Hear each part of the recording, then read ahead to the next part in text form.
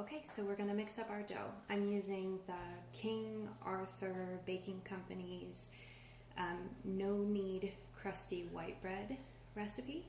I have modified it a little bit, so it's not completely no knead, but it's very, very easy, I promise. So you're gonna wanna do this the night before you want to bake bread, or early in the morning and expect to bake bread later in the afternoon. So what you need is a big bowl. This is a lot of dough, it's gonna rise a lot. You probably need the biggest bowl you have.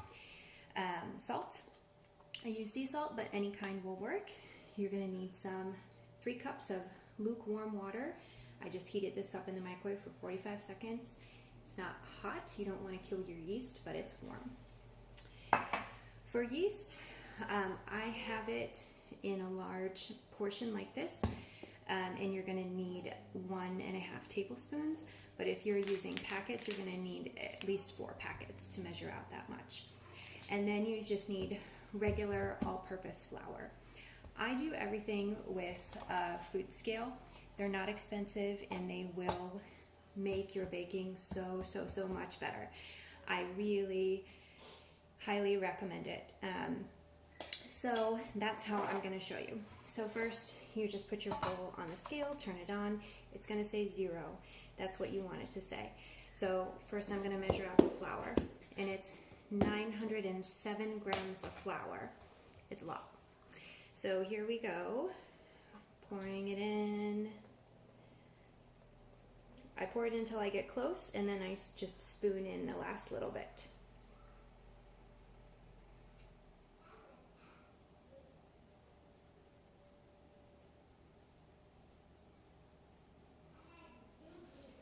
All right, and I went over.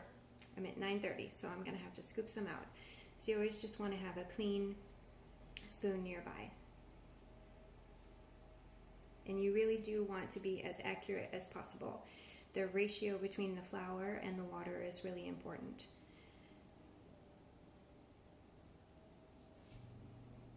I'm at 907. I'm going to clear my scale to start at 0 again, and here I have my salt. The recipe calls for 1 tablespoon of salt. I like my bread a little bit saltier, so instead of 18 grams of salt, I put in 20. You can do what you see fit. I just put a little bit, I put it all on one side, and then I'm gonna put my yeast on the other side. The salt can interfere with the yeast, so you don't wanna put them right on top of each other. You wanna mix them in with the flour. Okay, so there's my 20 grams of salt, and now I need 14 grams of yeast. Just gonna put it here on the other side.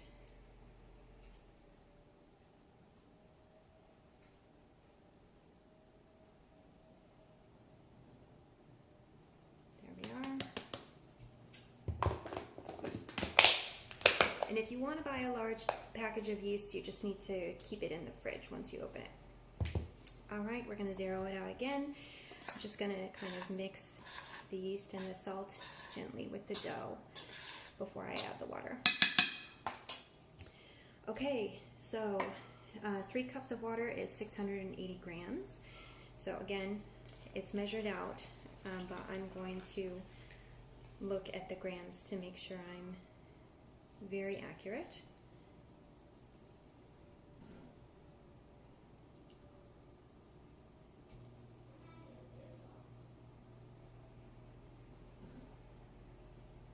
All right, see, there's still a little bit left, even though I measured it out. So there can be a significant difference between what you measure with weighing and what you use with measuring cups. All right, those are all of our ingredients. Now it's time to just mix them together. I just do this by hand. You don't need to do a lot of mixing to get this started. I just use a spoon. You could use like a bigger wooden spoon if it's easier for you. You just want to mix it together. It's going to be a wet, sticky dough. That's what it's supposed to look like. You're definitely not going to get something smooth at this point.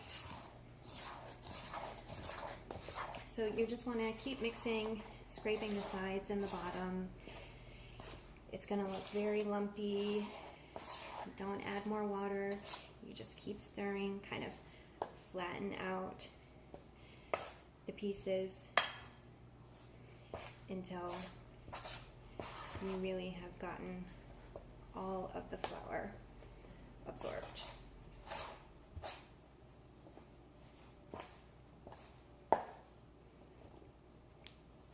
This should just take about a minute. If for some reason you have a bad wrist or this is hard for you, then go ahead and put it in a stand mixer with a dough hook for a minute or two. But like I said, you're not gonna mix it until you get to a smooth dough stage. So you can see how it is all come together. I really don't have any loose flour left in the bowl. I do find it easy just to sort of push down and flatten out, and you sort of find the wet and dry spots until everything looks pretty uniform.